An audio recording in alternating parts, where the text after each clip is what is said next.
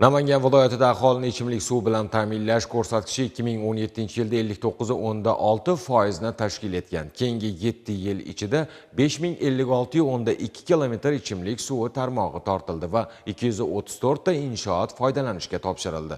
Bu bilan 171 ta mahallaga markazlashgan ichimlik suvi kirib bordi va ko'rsatkich 86% ga ortishiga erishildi.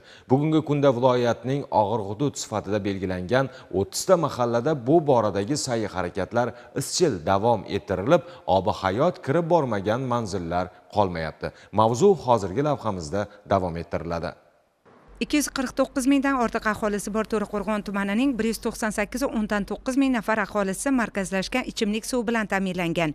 Ya'ni o'tgan yil ichida 47 ta mahallada 343 kilometrdan ortiq tarmoq tortildi va 15 ta inshoot qurildi. Tuman markazidan 8 kilometr olisda joylashgan Guliston va Shahidon mahallalari ahli qariyb 50 yildirki suv ta'minotidagi muammolar bilan yashab kelayotgan edi. Qurib bitkazilgan mazkur suv inshooti tufayli endilikda har ikkala mahallaning 1,5 mingdan ortiq xonadonlariga ob-hayot kirib bormoqda. Bugun mahallamizda bir bayram degan bo'laveradi. Chunki bu inson uchun eng kerakli bo'lgan suvimizga yalchidik.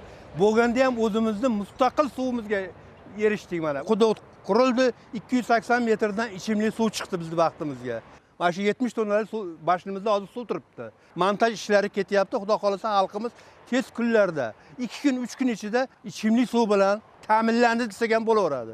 Biz juda ham xursandmiz. Bu prezidentimizning xalqqa bo'lgan mehribonliklardan bitta ozgina nishonasi bilaman. Suv inshootini qurish uchun 280 metr yer kovlandi va quduq barpo etildi. Zamonaviy jihozlar o'rnatilib, buning uchun tashabbusli budjet loyihasining 1 milliard 360 million so'm mablag'i yo'naltirildi. To'raqo'rg'on tumanimizda aholini toza ichimlik suvi bilan ta'minlash choralari davom etmoqda. Hozirda bu 82% ni tashkil etyapti.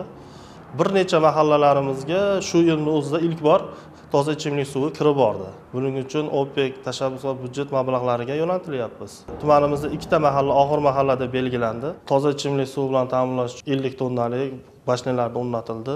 Filtrlar, lazerli texnologiyalarni Germaniyadan olib kelib o'rnatilmoqda. Ayni kunlarda 6,5 ming nafar aholi xonadonlariga suv tortilib, o'lchagichlar o'rnatish ishlari davom etmoqda. Namangan tumanida aholining markazlashgan ichimlik suv bilan ta'minlanish darajasi 83.2% ni tashkil etadi. Iste'molchilarga bir oyda o'rtacha 186 ming kub ichimlik suv yetkazib berilmoqda. Shu yilning 9 oyi ichida 27 ta suv olish va uzatish inshootlarida ta'mirlash ishlari olib borildi. Jumladan Kichik Toshbuloq mahallasining 7buloq ko'chasiga ilk bor suv kirib bordi. Mahallaning 300 nafardan ortiq aholisi bundan mamnun. Namangan tumani Toshbuloq shaharchasida yashaganmiz shu paytgacha. O'rniga ko'p qavatli uy tushishi munosabati bilan yashash uchun uy-joy ajratib berildi. 2017-yil ko'chib tushganmiz. Muammoimiz ichimlik suvi deydi. Prezidentimizning tashabbuslari bilan 2025-yil mana 10-oktyabr kuni ichimlik suvi tortildi. Ichib ko'rdik, hammasi yaxshi. Bunyodkorlik ishlari uchun 65 million so'm mablag' evaziga 1900 metr uzunlikdagi polietilen quvurlar sotib olindi va 5 ta nazorat qudug'i o'rnatildi. Kichik Toshbuloq mahallamizda 780 ta xonadon bo'lib, unda 3130 ta aholi yashaydi. Davlatimizning xalqimizga g'amxo'rligi tufayli 2025-yil oktyabr oyida mahallamizning 7buloq ko'chasiga toza ichimlik suvi tortib berildi.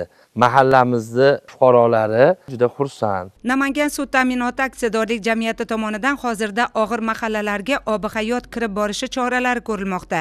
Buning uchun infratuzilmani rivojlantirish va Jahon banki dasturlarini ham tatbiq etish maqsad qilingan.